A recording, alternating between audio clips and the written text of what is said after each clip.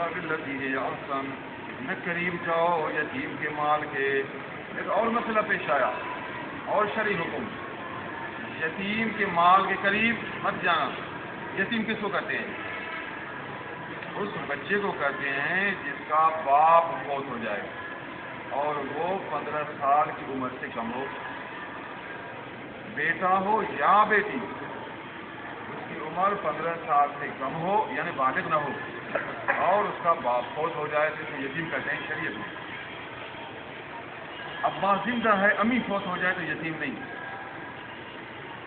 ابا زندہ ہے والد زندہ ہے امی فوت ہو جائے تو بچہ یتیم شرن یتیم نہیں کہلائے گا. والد ہو گیا پھر بھی یتیم نہیں ہے. جو یتیم ہے اس کے مال کے قریب نہ جاؤ. ایک تو یہ ہے کہ یتیم کا مال مت کھاؤ، ایک ہے یتیم کے مال کے قریب نہ جاؤ. ایک اس میں تاکید ہے، یتیم کے مال کے قریب ہی نہیں جانا. قریب جاؤ گے پھر کہو کہ کھاؤں. مال ایسی چیز ہے جو نفس کرتا ہے اس کو کھاؤ، اس کو اڑاؤ، اپنے مال میں ملاؤ، کاروبار شروع کرو. یتیم کے مال کے قریب مت جاؤ. قرآن کا انداز دیکھو، قرآن سمجھا رہا ہے. جہاں تک اگر ہو تو پھر تو لوگ ڈر جائیں گے. انسان یتیم تو بن جائے گا تو بڑے آدمی یتیم کے مال کی حفاظت کیسے کریں؟ قریب ہی نہ جاؤ. آپ اس کو صندوق میں تو رکھنا ہے، آپ اس کو اپنے گھر میں چھپانا تو ہے، اپنے تصرف میں تو رکھنا ہے. یہ تو قریب جانا ہے. آگے فرمایا الا باللتی ہی احسن، مگر اس طریقے سے جو وہ بہت زیادہ اچھا ہو. ہاں اپنے ہاتھ میں تو لینا ہے، اچھے طریقے سے اس مال کو ہاتھ میں کرو. یوں نہیں کہ اپنا سمجھو یا اس سے کھانا شروع کرو، اس سے اپنے منافع لینا شروع کرو. ماں اس کی حفاظت کرو.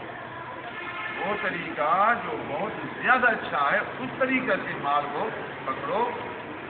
اس کے 2 طریقے ہیں. ایک تو چھپانا، نمبر 2 ایسے کاروبار میں ڈال دینا جو اصل سرمایہ کے ساتھ نفع بھی آتا رہے. آپ سمجھتے ہیں جی یتیم کے 2 لاکھ موجود ہیں، اس کو چھپاؤں گا تو 2 لاکھ ہی باقی رہیں گے. اگر اس کو کسی کام میں لگا دوں گا تو پھر یہ 2 لاکھ 10 لاکھ ہو جائیں گے. جب بیٹا 15 سال کی عمر کو پہنچے گا یہ تو 10 لاکھ ہو جائے گا. تو آپ سمجھدار ہیں، آپ کو علم بھی ہے، دانائی بھی ہے، ایسے انداز سے اس کو لگا رہے ہیں جو نقصان بھی نہیں ہوگا. یہ بلڈر یہ آسان میں داخل ہے. اس کا سب سے آسان طریقہ، بہتر طریقہ یہ ہے کہ آپ اس سے ایک زمین لے لیں 2 لاکھ کی. زمین کا ریٹ بڑھتا رہے گا، چوری بھی نہیں ہوگی، ریٹ بھی بڑھتا رہے گا. جب بیٹا اپنے 80 کو پہنچے گا، خود کو پہنچے گا تو اس وقت زمین کی مالیت بڑھ جائے گی. تو یہ بلڈر کی یہ آسان میں داخل ہے. نمبر 2، اگر ایسا نہیں کر سکتے، زمین آپ کو نہیں ملتی تو آپ اس پیسوں کو سونا بنا دیں. پیسوں سے آپ سونا خرید لیں. سونا کو آپ بینک میں داخل کریں اس زمانے میں، یا ایک محفوظ جگہ چھپا دیں جو چوری نہ ہو. سونے کی قیمت بڑھتی جائے گی. سونا ایک سامان میں نفس گزارتی ہے. جیسے زمین کی قیمت بڑھتی ہے تو سونا کی بھی قیمت بڑھتی جائے گی. اس طریقے سے بھی یتیم کا مال بڑھتا جائے گا.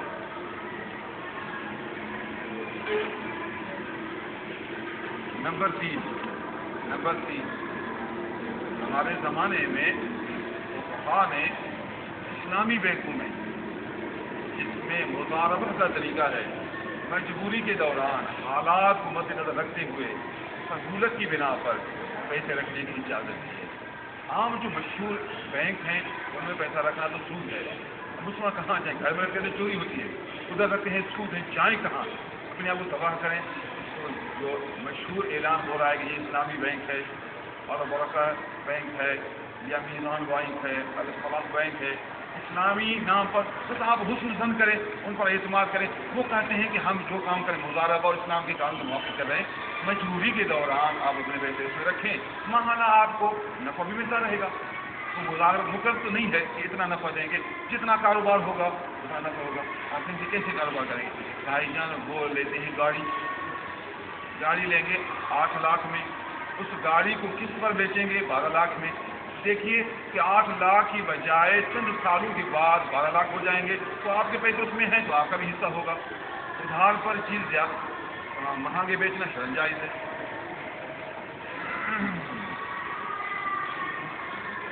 آپ کوئی سامان دے رہے ہیں جی ابھی پیسے دیں گے تو آپ کو 100 میں دوں گا، اگر آپ 1 مہینہ کے بعد دیں گے تو پھر اس کا 200 روپیہ ہے۔ اس کو آپ نے ابھی فائنل نہیں کیا، ایک حصہ کو آپ نے صحیح نہیں کیا، بیچ بیچ میں چھوڑ دیا۔ اگر وہ ابھی دے گا تو 100 دے گا، اگر 1 مہینے کے بعد دے گا تو 200 روپئے دے گا، یہ بے ناجائز ہے۔ آپ اس کو واضح کر دیں بھائی آپ کب پیسے دیں گے، ابھی یا بعد میں صحیح 2 مہینے کے بعد ہوگا، اس کی قیمت پھر 300 روپیہ ہے۔ آپ کی مرضی لے گا تو ٹھیک ہے، نہیں تو نہیں، یہ صحیح ہے 300 روپیہ آپ لے کوئی ابھی نہ کرے 50 روپئے دے دیا، 3 مہینے کے بعد وہ 2800 روپئے دے دے گا، یہ کاغذی خرید ہو گئی، جائز ہے۔ یہ 100 کی چیز کو آپ 300 روپئے میں بیچ دیں شرن جائز ہے، ممنوع نہیں، لیکن کوشش کریں مسکین پر مروبت کریں، تھوڑا احسان بھی کریں، وہ بیچارے پریشان ہیں، آپ تجاوز نہ کریں۔ 100 کی چیز کو آپ 120 میں بیچیں تو 30 میں گنجائش ہے۔ لوگوں پر احسان کرنا ثواب ضرور ہے، لیکن شرعاً مہنگا بیچنا حرام نہیں ہے، سود نہیں ہے۔ اس بارے میں نے پوری کتاب لکھی ہے، بے ادھار نفع بسیار، پوری تحقیق، بے ادھار نفع بسیار۔ جامع مسئلے میں جھگڑا پیدا ہوا کہ ادھار پر مہنگا بیچنا سود ہے یا نہیں۔ بڑے بڑے دلائل ہوئے، بڑے جھگڑے ہوئے، یا بڑے بڑے علماء پیدا ہوئے۔ میں نے اس موضوع پر بڑی تحقیق کی۔ میں خود صوفی سنا جی چاہتا تھا خدا کے ناجائز ہو کہ غریبوں پر مہربانی ہو، اور بڑی تحقیق کے بعد معلوم ہوا ائمہ اربعہ کے نزدیک حرام نہیں۔ امام اعظم ابو حنیفہ، امام شافعی، امام مالک، امام احمد بن حنبل، چاروں اماموں کی تحقیق یہ ہے کہ مہنگے بیچنے ادھار کی وجہ سے اگر آپ مہنگا بیچیں تو سود ملا کریں، جب سب کو ہمارے کو سود نہیں کرتے پھر ہم کیوں سود کہیں؟ باقی مروبت کا خیال رکھیں گے، اسلام کا خیال رکھیں گے۔ مزید تحقیق کے لیے آپ یہ میری کتاب پڑھیں گے، میں وہ ادھار میں کر دیا اللہ اکبر۔ ہاں، یتیم کے مال کی حفاظت کے لیے الا بالذی ہی احسن، وہ طریقہ جو بہت زیادہ اچھا ہے، اس طریقہ کو اپنانے کے لیے ایک صورت اسلامی بینکوں میں یتیم کا مال رکھیں۔ یتیم جب اپنی قوت اشد کو پہنچے گا تو اس وقت اس کی یہ مالیت بڑھ جائے گی، حتیٰ جب لوگ اشد یہاں تک کہ پہنچ جائے اپنی قوت کو اشد۔ اشد سے کیا مراد؟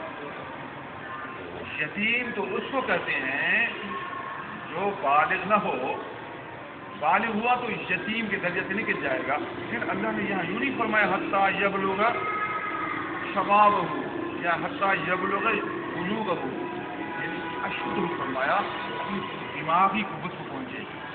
والد صاحب اس کو دیکھیں، بعض یتیم 15 سال میں دماغی قوت کو پہنچے، بعض 18 میں، بعض 20 میں، بعض 25 میں اور بعض 30 میں۔ اور کریں اگر دین کا کمزور ہے تو 20 سال میں بھی پیسے اس کو مت دے، جہاں تک کہ پیسوں کو چلانے کی قوت رکھے۔ 25 سال آخر کا 30 سال ہے، 30 سال میں سمجھدار ہوا بھی ٹھیک، سمجھدار نہیں ہوا تو پیسے کے حوالے کریں، کیونکہ اب یہ سمجھداری کی آخری عمر ہے۔ باقی بیچ میں آپ اس کا کھانا پینا کپڑا رسم سارا خرچہ دیتے رہیں گے، یتیم کو اس کے مال سے خرچہ دیتے رہیں گے، اس کا خرچہ تو اس کو مل رہا ہے، باقی پورا مال اس کو تب ملے گا جب وہ اپنے اشد کو پہنچے۔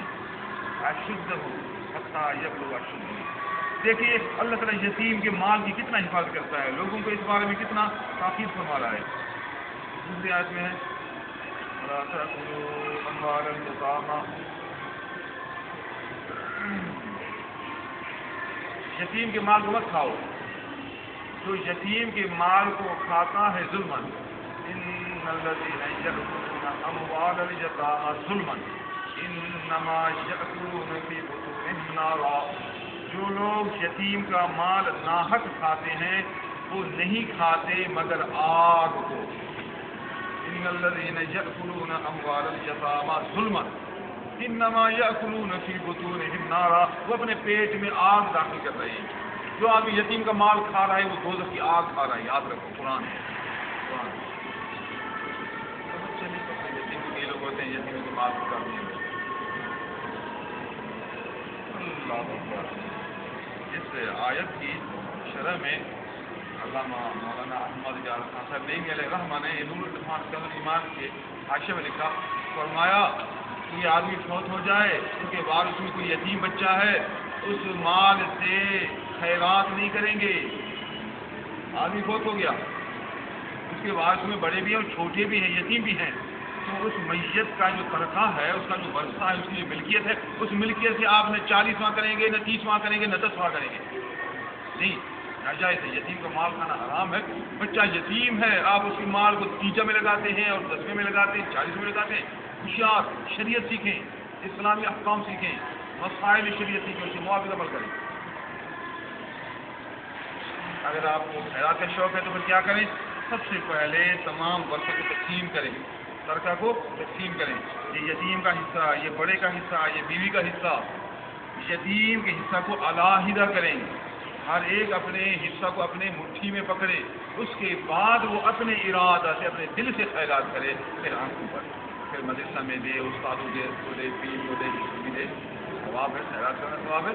جب چیز آپ کے قبضہ میں آ گئی، یہ طرز آپ کے ہاتھ میں آ گیا تو آپ مالک ہو گئے۔ اب اپنے ارادہ، اپنی رضا سے آپ خیرات کریں تو صحیح ہے۔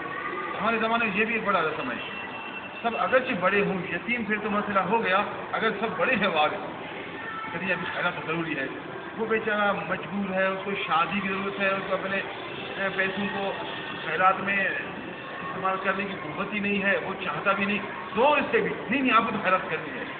کسی کو خیرات کرنے کے لیے زور کرنا حرام ہے، کسی کو خیرات کرنے کے لیے زور کرنا، جبر کرنا، مجبور کرنا حرام ہے۔ اس کو ترغیب دیں، خیرات کرنے سے ثواب ہوگا، میت کو ثواب ملے گا۔ آپ بالغ ہیں، اگر اجازت دیں گے تو آپ کو حصہ ملائیں، اجازت نہیں دیں گے تو نہیں، اس کی مرضی اگر راضی ہو تو الحمدللہ۔ سب وارث راضی ہو جائیں، پھر درمیان سے آپ پیسے اٹھا کر خیرات کریں، پھر تقسیم کریں، صحیح ہے۔ اگر وہ ایک راضی نہیں ہوتا تو خیرات نہیں کر سکتے، اس کا حصہ جدا کر دو۔ آپ خیرات کرنا چاہتے اگلے حصہ سے خیرات کریں، جتنی آپ کی توفیق اتنا خیرات کریں۔ ضروری نہیں ہے کہ 40 دیگ ہو، بابا 40 دیگوں سے آپ 2 دیگ مدرسے میں داخل کریں۔ آپ اللہ کی رضا چاہتے ہیں، محبوب کی غلامی چاہتے ہیں، میت کی مقصد چاہتے ہیں، یہ 2 دیگ جو مدرسے میں پہنچ گئے ہیں، آپ کروڑ دیگوں سے بڑھ کر ہیں۔ شریعت کے خلاف کروڑ دیگ آپ خرچ کر رہے ہیں، اسلام کے قانون کے خلاف کروڑ دیگ خرچ کرتے ہیں۔ بے قانون کروڑ سے با قانون 2 دیگ بہتر ہے۔ سیکھیں گے